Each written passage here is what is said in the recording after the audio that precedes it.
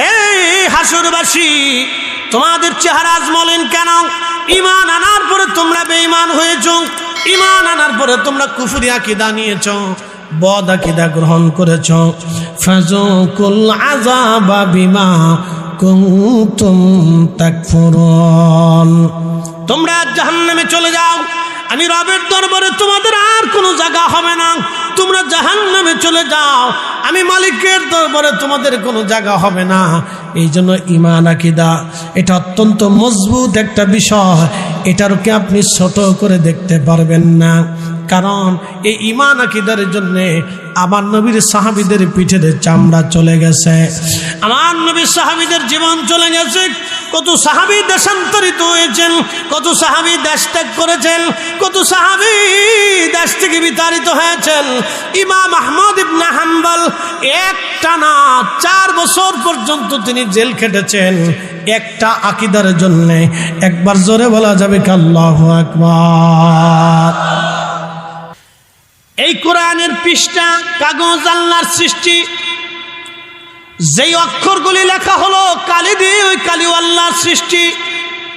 কিন্তু যেই কালামগুলি আছে, ইয়া আইয়ুহাল্লাযীনা আমানু আমানু আনফিকু মিম্মা রাযাকনাকুম, এই আয়াতগুলি আমার আল্লাহর সৃষ্টি না, এটা আল্লাহর কালাম। ওই জামানার খলিফা ইমাম আহমদ ইবনে হাম্বলকে ডাক দিয়ে বলো, ইমাম তুমি বলো কোরআনের কালামগুলি আল্লাহর সৃষ্টি। ইমাম আহমদ বললেন, না খলিফা, যেটা আল্লাহ বলে নাই, রসুল বলে নাই, সেই কথা আমি বলবো না। আল্লাহ বলে নাই, রসুল বলে নাই, সেটা আমি বলবো না। এখন আপনি যদি এসে বলেন, হুজুর আমাদের প্রধান উপদেষ্টা সাবেক তিনি সুদের কারবারি করেছেন, এখন আপনি বলেন সুদ হালাল, জীবন চলে যাবে, সুদ হালাল বলতে পারবো না। কথা কন না কেন?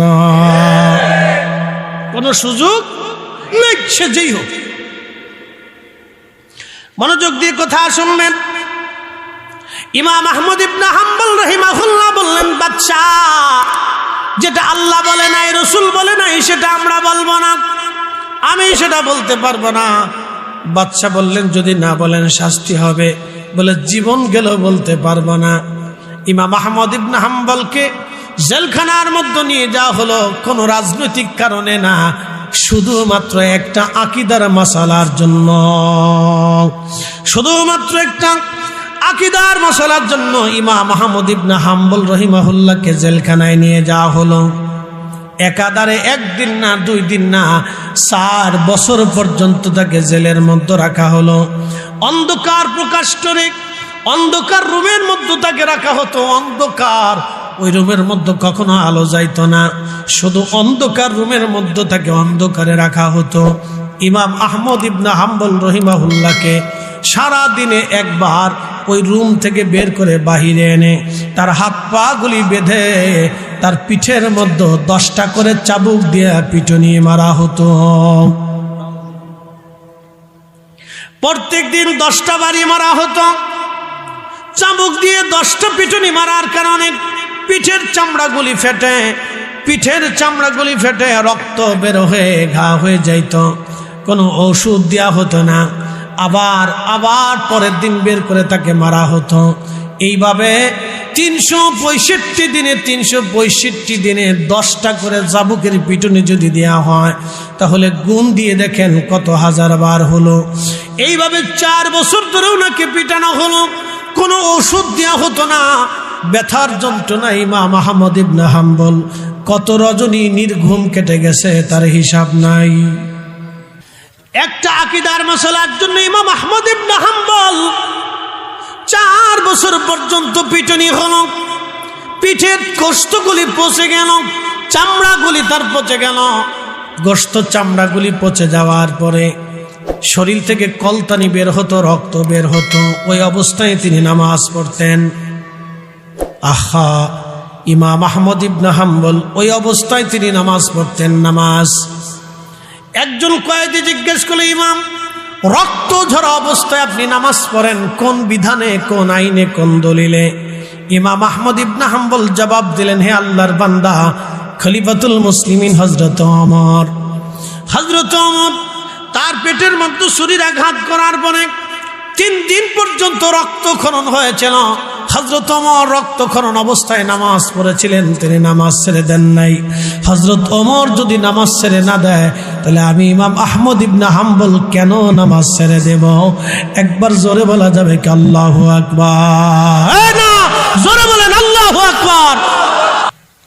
হে ইমানদার, হে ইমানদার, তুমি আমি আল্লাহর সাহায্য নাও 2 ভাবে। 1 নম্বর সালাত, 2 নম্বরে সবর। সবর এবং সালাতের মাধ্যমে আমার সাহায্য তোমরা নাও, সালাত এবং সবরের মাধ্যমে সাহায্য নাও। আপনি বরাতের রাত্রেও নামাজ পড়তে পারেন, বরাতের আগের রাত্রেও নামাজ পড়তে পারেন, পরের রাত্রেও নামাজ পড়তে পারেন, কোনো নিষেধাজ্ঞা নাই। আপনি সালাতের মাধ্যমে আল্লাহর দরবারে হাত বাড়াইতে পারেন, কোনো নিষেধ নাই। বেদাতের ফতোয়া দিয়া মুসলমান বেঈমান বানানোর বুদ্ধি চলতেছে, কথা বলেন ঠিক কিনা? কোনো নিষেধ। এ মুসলমান হাজিরিন, মনোযোগ দিবেন। রাজনগরবাসী হাজরাতে ইমাম আহমদ ইবনে হাম্বল আর নওয়াফিল অতিরিক্ত নফল নামাজ পড়ে আল্লাহর দরবারে হাত বাড়াইলেন। এবার চোখের পানি ছেড়ে দিয়ে বলেন, ইয়া রাব্বি, 60টা বছর একজন জালিম আমাকে পিঠের চামড়া গোশতগুলি পচিয়ে ফেলছে মেরে মেরে। আমার 4টা বছর পর্যন্ত পিঠের চামড়া গোশত পচায় ফেলছে। আল্লাহ, 4টা বছর ধরে আমি কোনো অভিযোগ তোমার কাছে দেই নাই। আজকে শুনলাম সকালে নাকি আমাকে ফাঁসি দেওয়া হবে, হত্যা করা হবে। আল্লাহ, আমি আহমদ ইবনে হাম্বল তোমার কাছে দরখাস্ত করি, আল্লাহ, যদি তোমার কোরআন, তোমার কালামুল্লাহ যদি তোমার সৃষ্টি হয়ে থাকে তাহলে আমাকে এই রাত্রে তুমি হেদায়েত দাও। আর যদি কালামুল্লাহ তোমার কালাম হয়ে থাকে, তোমার বাণী হয়ে থাকে, সৃষ্টি হয়ে না থাকে, তাহলে আমি আহমদ ইবনে হাম্বল দোয়া করলাম, আল্লাহ ওই জালিম থেকে তুমি আমাকে বাঁচাও। আল্লাহ, তুমি আমাকে জালিম থেকে বাঁচাও। আল্লাহ, তুমি আমাকে জালিম থেকে বাঁচাও। 4টা বছর আমার পিঠের গোশত তারা উঠিয়ে ফেলছে। 4 বছর আমি তার বিরুদ্ধে একটা দোয়াও তোমার কাছে করি নে। আল্লাহ, 4 বছর পরে হাত বাড়াইছি। আল্লাহ, তুমি জালিম থেকে আমারে বাঁচাও, না হয় আমারে হেদায়েত দাও। আল্লাহু আকবার। ফজরের নামাজের সময় নামাজ পড়তেছিলেন, জেলার এসে বলেন, হুজুর আপনার জন্য সুসংবাদ, যিনি রাত্রিবেলা খলিফা ছিলেন, আপনাকে ফাঁসির কাস্টে ঝুলাবেন, তিনি মারা গেছেন। তাকে হত্যা করেছে দুর্বৃত্তরা। নতুন খলিফা কাল গঠন হবে, আপনার জন্য সুসংবাদ। একবার জোরে বলা যাবে কি মারহাবা? এ রাজনগরবাসী, সালনের মুসলমান, এইরকম সাহাবীরা আরো তেজস্বী ছিল। সাহাবীদের মধ্যে কত সাহাবী পিঠের চামড়া চলে গেল। নবীর একজন সাহাবী ছিলেন, তার নাম খাব্বাব রাদিয়াল্লাহু আনহু। কাফেররা থেকে ধরে নিয়ে গেল। তিনি কামার ছিলেন, অস্ত্রপতি বানাইতেন লোহা দিয়ে, কয়লাগুলি আগুনের মধ্য দিয়ে আঙ্গার বানাইয়া। আপনারা জানেন যারা কামার আছে তাদের কাছে কয়লাগুলি আঙ্গুরের মতো থাকে, আগুনের মতো হয়ে যায়।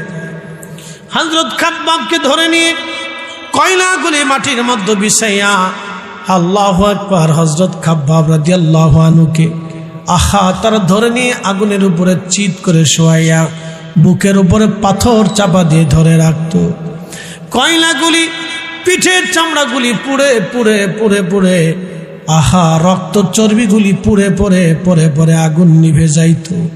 খাব্বাব আত্মচিৎকারে আকাশ পাতাল ভারী হয়েছে সেই দিন, কিন্তু বেঈমানদের মনে মায়া লাগে নাই। একটাই অপরাধ, খাব্বাব কালেমা পড়েছিল। কালেমার জন্য খাব্বাবের পিঠের গোশত চলে গেল, চামড়া চলে গেল।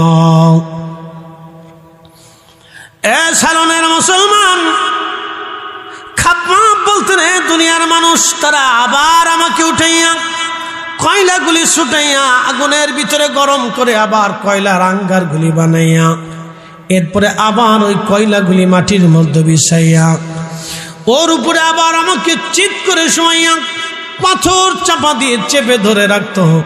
আমার চর্বিগুলি গলে গলে গোশত খসে খসে পরে কয়লার সাথে নেমে পড়তো।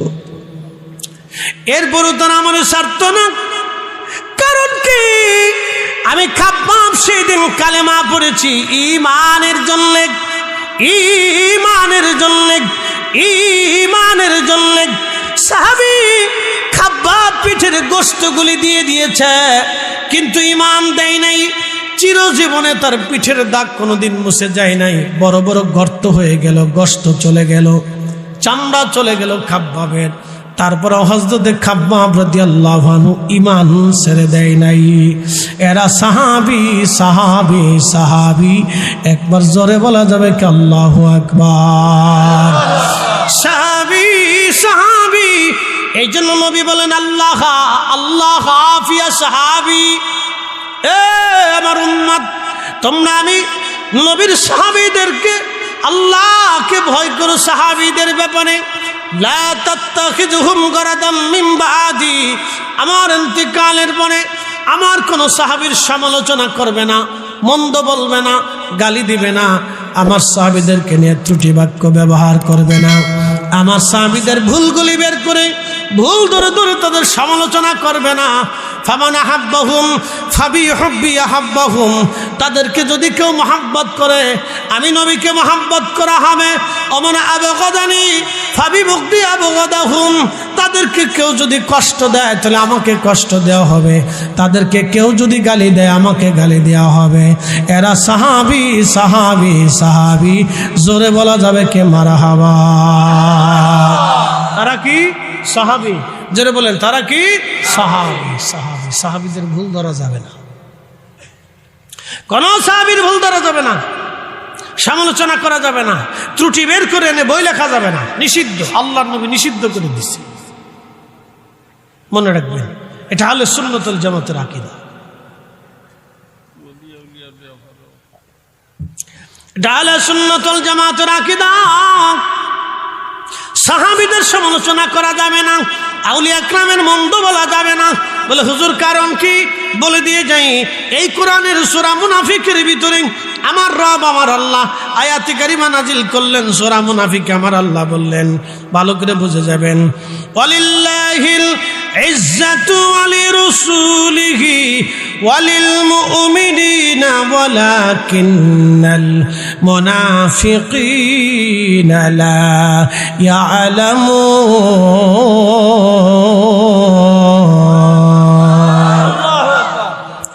আল্লাহ ডাক দিলেন, হুজুর ইজ্জত আমি আল্লাহর জন্য, সম্মান আমি আল্লাহর, আপনি নবীর সম্মান। অলিল মুমিনিনা, মুমিনে কামেল আমার অলি যারা, সাহাবীদের সম্মান, তাবিঈ তাবে তাবি, উলামায়ে মুজতাহিদিন, মুতাকাদ্দিমিন মুতাআখিরিন, সালফে সালিহিন, আউলিয়া আতকিয়া, ফুদালা, মুজাদ্দিদ, কুতুব, আবদাল, এরা আমার মুমিন, মুমিনে কামেল, মুমিনে কামেল। হুজুর ইজ্জত আমি আল্লাহর জন্য, ইজ্জত আপনি নবীর জন্য, ইজ্জত মুমিনে কামেল আমার আউলিয়া, আমার বন্ধু, আমার পছন্দের ব্যক্তিদের জন্য। যারা মুনাফিক তারা বুঝে না তাদের সম্মান, তাদের অন্তরে নেফাক আছে, তারা আউলিয়া কেরামের সম্মান বোঝে না। আপনি নবীর শান তারা বোঝে না, আমি আল্লাহর ইজ্জত তারা বোঝে না। এই জন্য যাদের অন্তরে নেফাক ঢুকেছে তারা আল্লাহর শানও বোঝে না, আমার রসুলের ইজ্জতও তারা বোঝে না, আউলিয়া কেরামের শানও তারা জানে না। কথা কন না কেন? আল্লাহর নবী তখন জিব্রাইলের দিকে তাকাইলেন। জিব্রাইল বলেন, ইয়া রাসূলুল্লাহ, ইয়া হাবিবাল্লাহ, নবী গো, আপনার জন্য একটা বিষয় হচ্ছে, আপনি চলে যাবেন। আমার রব আমার আল্লাহ আপনার দিদারের জন্য আগ্রহী হয়ে বসে আছে, আপনি চলে যান, আমার আল্লাহ চায়। তখন আমার নবী বললেন, জিব্রাইল, আল্লাহ যেহেতু আমাকে চায়, আমার মাশউক যেহেতু আমার অপেক্ষায়, জিব্রাইল তাহলে আর দেরি করব না, আমাকে তাড়াতাড়ি নিয়ে চলো, আমি আমার মাশউকের দিদারে রবের দরবারে চলে যাব, আমরাও চলে যাব আল্লাহর কাছে। কথা কন না কেন? আমি ঢাকা থেকে আসছি, আবার ঢাকা ফিরে যাব। আমরা আল্লাহর কাছ থেকে এসেছি, ওয়া ইন্না ইলাইহি রাজিউন। আমরা আল্লাহর কাছে ফিরে যাব, আল্লাহর কাছে ফিরে যাব। ঠিক কি না? ফিরে যাব কার কাছে? জোরে বলেন, কার কাছে? আল্লাহর কাছে ফিরে যাব। আল্লাহর কাছে ফিরে যাব। আমরা সবাই ফিরে চলে যাব আল্লাহর কাছে, আল্লাহর কাছে। ও মুসলমান, খুব মনোযোগ দিয়ে শুনবেন। হযরত বেলাল রাদিয়াল্লাহু আনহু নবীর ইন্তেকাল হয়ে গেল। হুজরার বাহিরে হাজার হাজার সাহাবী অপেক্ষায় আমার নবীর হালত কি জানার জন্য। হুজরা শরীফ থেকে ঘোষণা আসলো, রাসূল নাই রে, নবী আল্লাহর দরবারে চলে গেছে, রাসূল নাই। মদিনার সমস্ত বাচ্চা কাচ্চারা ক্ষুধার্ত হয়ে গেল, না খাওয়া হয়ে গেল। 3 দিন পর্যন্ত খাবার বন্ধ করলো। সমস্ত বাচ্চারা খাওয়া দাওয়া ছেড়ে দিল। আহা, 3 দিন পর্যন্ত মদিনার বাড়ি ঘরে রান্না বান্না বন্ধ হয়ে গেল। আমার নবীর একটা উট ছিল, উটের নাম কাসুয়া। এই উট 3 দিন পর্যন্ত মানুষের মতো কাঁদতে লাগলো। এই উট 3 দিন পর্যন্ত মানুষের মতো কান্না করে। আহা, এত পরিমাণে কান্না করলো উটটা। 3 দিনে তাকে কেউ খাওয়াইতে পারে নাই, তাকে পানি কেউ পান করাইতে পারে নাই। উট 3 দিন পরে বিরহ বেদনা সহ্য করতে না পেরে একটা কুয়ার মধ্যে ঝাঁপিয়ে পড়ে উটটা আত্মাহুতি দিয়ে আল্লাহর নবীর সাথে জান্নাতে চলে গেল। একবার জোরে বলা যাবে কি মারহাবা?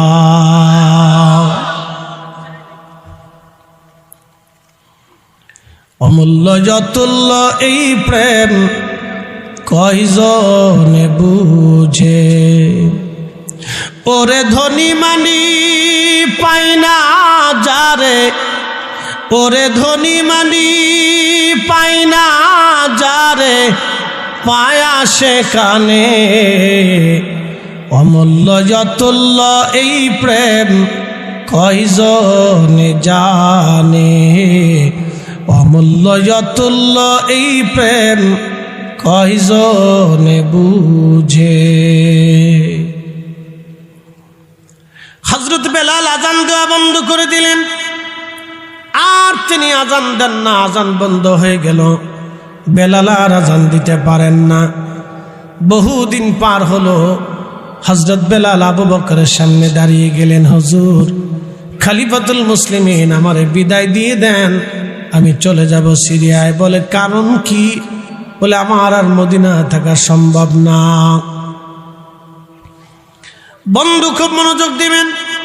কেন তিনি মদিনায় থাকতে পারেন না? বিরহ বেদনা তিনি সহ্য করতে পারতেন না। অন্যরা পারলেও তিনি পারেন না, তার কষ্ট হয়। বিদায় নিয়ে চলে গেলেন। বহুদিন পার হওয়ার পরে ইমাম তাকিউদ্দিন সুবকি আর শিফা ও সাকামের মধ্যে তিনি লেখেন, নবীর আশিক বেলাল রাদিয়াল্লাহু আনহু ঘুমানো আছে। বহুদিন পরে নবীজি তশরিফ স্বপ্নে এনে বললেন, ওরে বেলাল, কেমন জুলুম শুরু করছো তুমি আমার সাথে বেলাল রে? কতদিন হলো তুমি আমার জিয়ারতে আসো না বেলাল? আমি নবীর জিয়ারতে আই রে বেলাল, আমি নবীর জিয়ারতে আয়। আল্লাহর নবী হযরত বেলালকে জিয়ারতের জন্য ডাকলেন। নবীর আশিক হযরত বেলাল স্বপ্ন দেখার পরে তিনি ঘুম ভেঙে গেল। ফজরের নামাজ পড়ে সিরিয়ার দামেস্কে থেকে রওনা হয়ে গেলেন। বহু দূর পথ অতিক্রম করে মদিনাতুল মুনওয়ারায়, মদিনাতুল মুনওয়ারায়, মদিনাতুল মুনওয়ারায় তিনি ফিরে আসলেন। রওজা শরীফ কাঠের জালি দিয়ে ঘিরে রাখা ছিল। ঠিক ওই রওজা শরীফের কাঠের জালির সঙ্গে মাথা ঠেকাইয়া বেলাল কান্দে রে। নবীর মুয়াজ্জিন কান্দে, নবীর মুয়াজ্জিন কান্দে, আমার রাসূলের মুয়াজ্জিন কান্দে, নবীর মুয়াজ্জিন কান্দে কান্দে গুন গুন করে কাঁদে আর বলে, ইয়া রাসূলুল্লাহ, গোলামকে স্বপ্নে আসতে বলেছিলেন, গোলাম স্বপ্নে হাজির হয়ে গেছে। হুজুর গোলাম আপনার কদম মোবারকে হাজির, আপনার মুয়াজ্জিন বেলাল ফিরে আসছি। ইয়া রাসূলুল্লাহ আমি আপনার কদম মোবারকে হাজির, আমি আপনার কদমে আসছি। হুজুর আপনি আসতে বলেছিলেন, আমি আসছি। আমি জানি প্রেমে পাগল সে তো মদিনা, ওরে প্রেমানলে পুরে মরি, আহা প্রেমানলে পুরে মরি, ওহে রব্বানা। আমি জানি প্রেমে পাগল সে তো মদিনা। নতুন মুয়াজ্জিন এসে দেখলো নবীর মুয়াজ্জিন বসে বসে কাঁদে। নতুন মুয়াজ্জিন এসে দেখে ডাক দেখে সাহাবীরা রে, শুনছ নবীর মুয়াজ্জিন ফিরে আসছে বেলাল। সব সাহাবী বাড়িঘর থেকে বের হয়ে দৌড়ে এসে দেখে নবীর মুয়াজ্জিন বেলাল বসে বসে কান্না করে। সাহাবী কান্না করে। ঠিক ঠিক ওই সময় সাহাবীরা ডাক দেখে, বেলাল কতদিন হলো তোমার কণ্ঠের আজান শুনি না রে বেলাল, দেও আজানটা দেও, আজান শুনবো।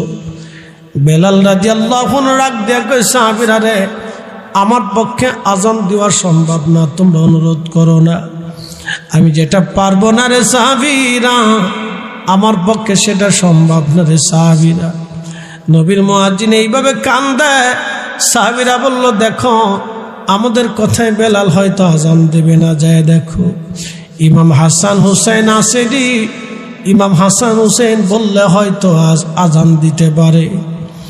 ইমাম হাসান হুসেন দুইজনকে ডেকে নিয়ে আসা হলো, তিনাদের বাড়ি হুজরা থেকে ডেকে নিয়ে আসা হলো। ইমাম হাসান হুসেন দুইজন এসে দাঁড়াইলেন। দেখতে নবীর মতো দেখা যায় তো দুই ভাই নানার চেহারা পেয়েছিলেন। দুই ভাই যখন দাঁড়াইলেন, হযরত বেলাল রওজা শরীফ থেকে উঠে দৌড়াইয়া ইমাম হাসানের বুকের মধ্যে মাথাটাকে কান্দে, ইমাম হুসাইনের বুকের মধ্যে মাথাটাকে কান্দে। হযরত ইমাম হাসান ডাক দেখা, নানার মুয়াজ্জিন যেই লাহাম দিয়ে নানার আজান শোনাই থাকো, নানার মুয়াজ্জিন আজকে মিনারাই যাও, ওই লাহাম দিয়ে আমরাও আজান শোনায় যাও। হযরত বেলাল রওজা থেকে উঠে দৌড়াইয়া যেই মহিলার ছাদের উপরে দাঁড়ায় আজান দিতেন, ওই ছাদের উপরে দাঁড়াইয়া বেলাল আজান শুরু করলেন। আল্লাহু আকবার, আল্লাহু আকবার,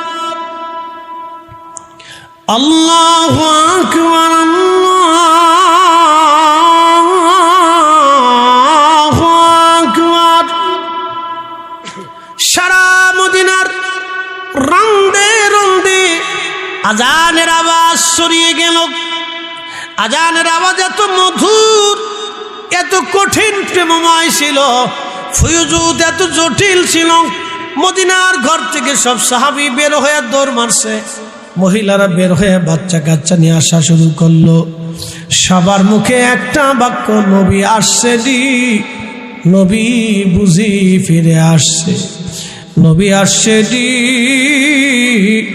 নবী বুঝি ফিরে আসছে। অমূল্যতুল্য এই প্রেম কয়জনে জানে, ওরে ধনী মানি পাই না যারে, ওরে ধনী মানি পাই না যারে, পায়া সেখানে। অমূল্যতুল্য এই প্রেম কয়জনে জানে, অমূল্যতুল্য এই প্রেম কয়জনে বুঝে।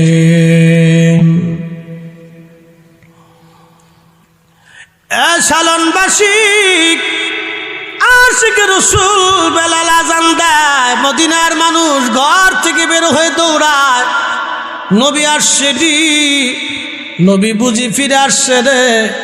নবীর মুয়াজ্জিন বেলাল আজান দেয়।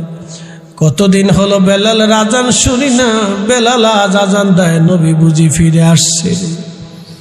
মদিনার বাচ্চারা কান্দে, যুবকরা কাঁদে, মহিলারাও কেঁদে কেঁদে ঘর থেকে বের হয়ে আসছে। সাহাবীরা রওজার পাশে দাঁড়ায় কান্দে, স্মৃতিগুলি মনে করে সাহাবীরা কান্দে। সাহাবীরা কান্দে রে, স্মৃতিগুলি মনে পড়ে কান্দে, আমার নবীর স্মৃতি মনে করে করে করে সাহাবীরা কান্দে। কান্নার আওয়াজ ভারী হয়ে উঠল, মদিনার আকাশ পাতালগুলি কান্নায় মুখরিত হয়ে গেল। সব সাহাবীদের মুখে একটাই বাক্য, নবী আসছে রে, নবী বুঝি ফিরে আসছে রে। হযরত বেলাল যখন বলেন আশহাদু আন্না মুহাম্মাদার রাসূলুল্লাহ,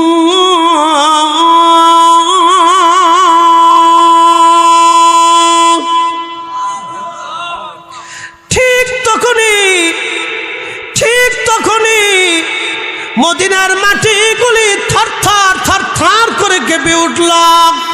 চিৎকার মেরে জোরে বলেন আল্লাহু আকবার। কোরআনের রসম আছে আগের মতোই, আবু বকরের মতো পাঠক নেই আজও সেই, মুসলিম আছে আগের মতোই, ওমর উসমান আলী নেই আজও সেই, আজানে রসম আছে আগের মতোই, আজানে রসম আছে আগের মতোই, বেলালের মতো মুয়াজ্জিন নেই আজও সেই, আজানে রসম আছে আগের মতোই, বেলালের মতো মুয়াজ্জিন নেই।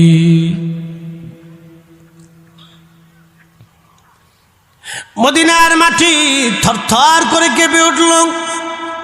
মুয়াজ্জিনে রাসূল বেলাল অজ্ঞান হয়ে পড়ে গেলেন, বেহুশ। পৃথিবীতে কারো আজানে কখনো মদিনার মাটি কাঁপে নাই, কখনো পৃথিবীর মাটি কাঁপবে না।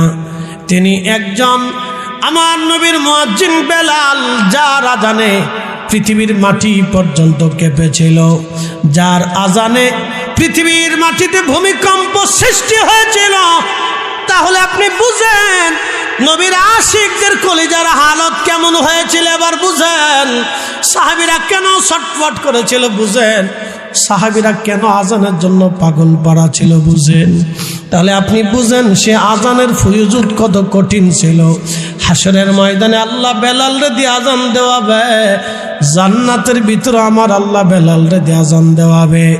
একবার জোরে বলা যাবে কি আল্লাহু আকবার? না না, জোরে বলেন আল্লাহু আকবার। এই জন্য আশিক রসুল, ইশকে রসুল দলিল দিয়ে হয় না, ইশকে রসুল হৃদয় থেকে আসে, এটা দলিল দিয়ে হয় না, সার্টিফিকেট দিয়ে আশিক রসুল হওয়া যায় না। আশিক রসুল হতে হলে নবীর মোহাব্বত দিয়ে দিল উজালা করা লাগে। কথা বলেন ঠিক কিনা?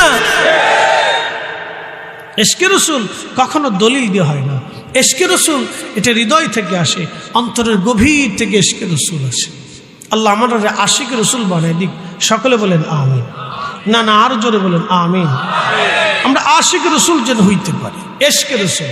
শোনেন একটা কথা বলি, যে বা যারা আল্লাহ নবীর শান ও মান, ইজ্জত, আজমতকে ছোট করে দেখে, আমরা তাদের সাথে একমত হতে পারবো না। কথা বলেন ঠিক কিনা? কারণ তাদেরকে সাহায্য করা মানে আল্লাহ রসুলের শান, ইজ্জত, আজমতের বিরুদ্ধে যুদ্ধ করা। বুঝাইতে পারছি আপনাদেরকে?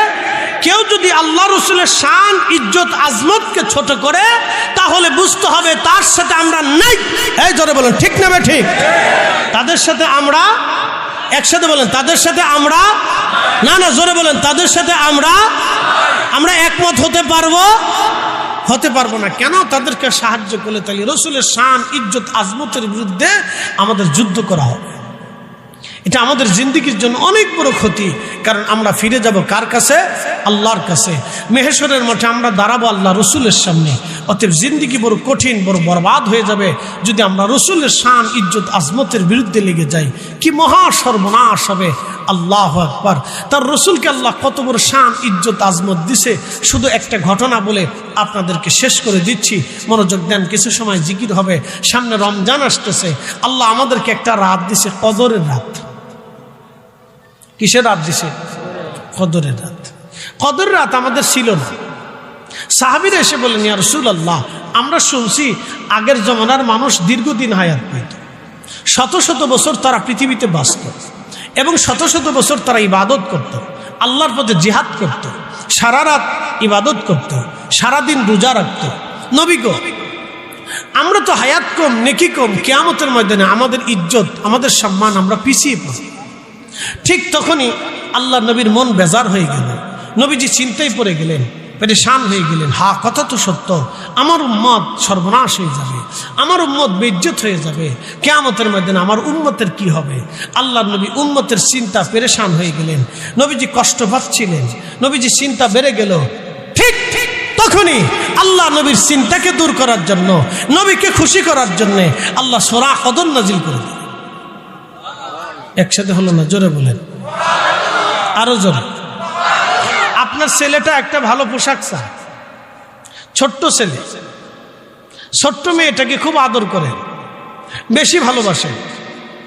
তো দেখবেন সে যদি কিছু চায়, আপনি যদি না আনেন তাহলে সে খুব কষ্ট পায়, বেজার হয়ে থাকে, মুখ বেজার করে থাকে, কথা কয় না, অন্যদিকে বসে থাকে, খাবার ডাকলে আসে না, দূরে দূরে থাকে। তখন বাবার ভিতরে ব্যথা করে, মার অন্তরে তখন কি করে? ব্যথা করে। যে বাচ্চা যদি অসন্তুষ্ট হয়, বাচ্চার মানে খারাপ লাগলে তখন বাবার ব্যথা করে, অন্তরে ব্যথা করে। আচ্ছা বলেন, বাচ্চার প্রতি কি বাবা দায়বদ্ধ? না না। বাবা কি বাচ্চার মুখাপেক্ষী? না না। কিসের মুখাপেক্ষী? ভালোবাসার মুখাপেক্ষী। একসাথে বলবো না মারহাবা? কি ভালোবাসা? যেটা বলেন কি ভালোবাসা। ওই বাবা তার সন্তানকে ভালোবাসে, ওই সন্তানটা হচ্ছে বাবার মেহবুব। বাবার কি মেহবুব, সন্তানটা হচ্ছে বাবার মেহবুব, মায়ের মেহবুব। মা বাবা সন্তানকে ভালোবাসে। এই জন্য সন্তান যদি ভুলেও যায় তো বাবা মা ভুলে না। কথা কন না, ঠিক কিনা? দেখবেন সন্তান রাগ করে চলে যায়, 10 বছর বাড়ি আসে না, কিন্তু বাবা মা 10 বছর কাঁদতে থাকে। কথা ঠিক কিনা? 10 বছর কি করতে থাকে? কাঁদতে থাকে। ইউসুফ আলাইহিস সালাম চলে গেল, ইউসুফ আলাইহিস সালাম চলে গেল মিশরে, যে কোনো মাধ্যম দিয়ে। তার অনেক লম্বা ঘটনা। ইয়াকুব আলাইহিস সালাম ইউসুফের মহাব্বতে কাঁদতে কাঁদতে কাঁদতে কাঁদতে অন্ধ হয়ে গেল। তো ইয়াকুবের মেহবুব হচ্ছে ইউসুফ। ইয়াকুবের মেহবুব কি? ইউসুফ। আমাদের মেহবুব হচ্ছে আমাদের সন্তান, আর আল্লাহর মেহবুব হচ্ছে আমাদের নবী। নবী বেজার হইলে আল্লাহ আয়াত নাজিল করে খুশি করতেন। আমরা সেই নবীর উম্মত। একসাথে বলবেন আল্লাহু আকবার। নবী বেজার হইলে আল্লাহ আয়াত নাজিল করে খুশি করতেন। ইন্না আনজালনাহু ফি লাইলাতিল কদরি ওয়া মা আদরাকা মা লাইলাতুল কদর লাইলাতুল কদরি খায়রুম মিন আলফি শাহর। ও নবী, আপনি বেজার হয়েন না, আমি কোরআনকে লাইলাতুল কদরের রাত্রে নাজিল করছি। হুজুর, মা আদরাকা মা লাইলাতুল কদর, লাইলাতুল কদর কি জানেন? লাইলাতুল কদরি খায়রুম মিন আলফি শাহর, 1000 মাসের চাইতে উত্তম। একসাথে বলবেন না মারহাবা? মারহাবা।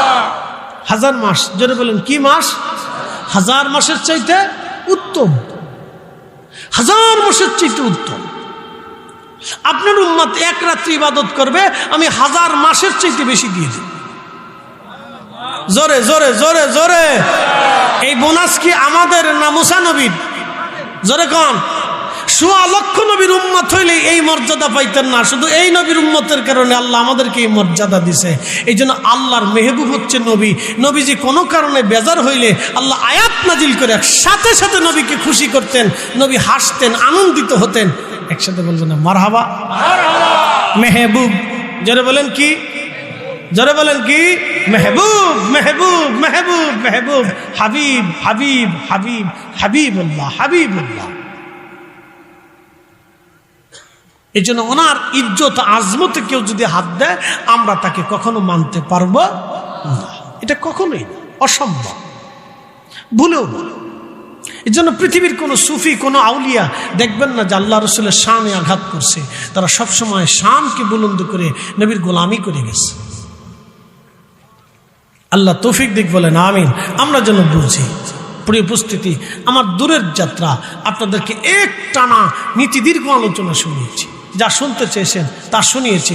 কিছু সময় আল্লাহর জিকির হবে, একটু জবান খুলে, এজন্যই হবে আমরা বেশি জিকির করব, অধিক পরিমাণে, সকাল সন্ধ্যায়। আকসিরু জিক্রুল্লাহি হাত্তা ইয়াকুলু মাজনুন, যদিও হাদিস জয়ীফ, কিন্তু নবী বললেন তোমরা অধিক পরিমাণে জিকির করো যেন মানুষ তোমাদেরকে পাগল মনে করে। আসলে জিকির করবো কার? আল্লাহর। অধিক পরিমাণে জিকির করলে কাল্ব জিন্দা হয়, কালবে জিকির পয়দা হয়, তখন মৃত্যুর সময় অটোমেটিক আল্লাহর পক্ষ থেকে জিকির চালু হয়ে যাবে, আল্লাহ আল্লাহ আল্লাহ আল্লাহ আল্লাহ আল্লাহ আল্লাহ আল্লাহ।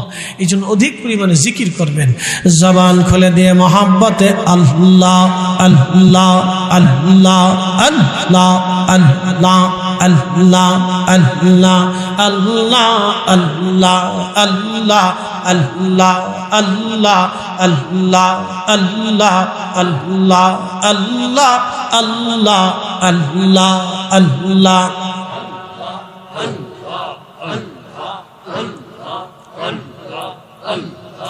আল্লাহ তোমার লীলা कहला কেউ বোঝে কেউ বোঝে না, আল্লাহ আল্লাহ। কাউকে রাখো গাছ তলাতে, কাউকে রাখো বালাখানায়, আল্লাহ কাউকে রাখো গাছ তলাতে, কাউকে রাখো বালাখানায়, আল্লাহ তোমার লীলা कहला কেউ বোঝে কেউ বোঝে না, আল্লাহ আল্লাহ আল্লাহ।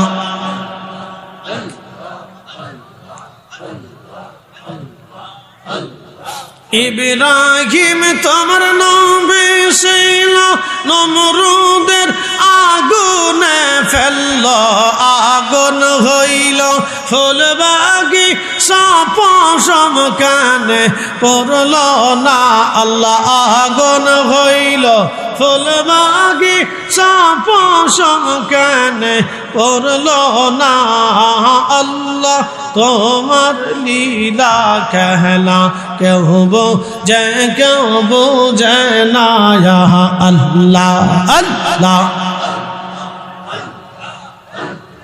কাউকে রাখো গাছ তলাতে, কাউকে রাখো বালাখানায়, আল্লাহ কাউকে রাখো গাছ তলাতে, কাউকে রাখো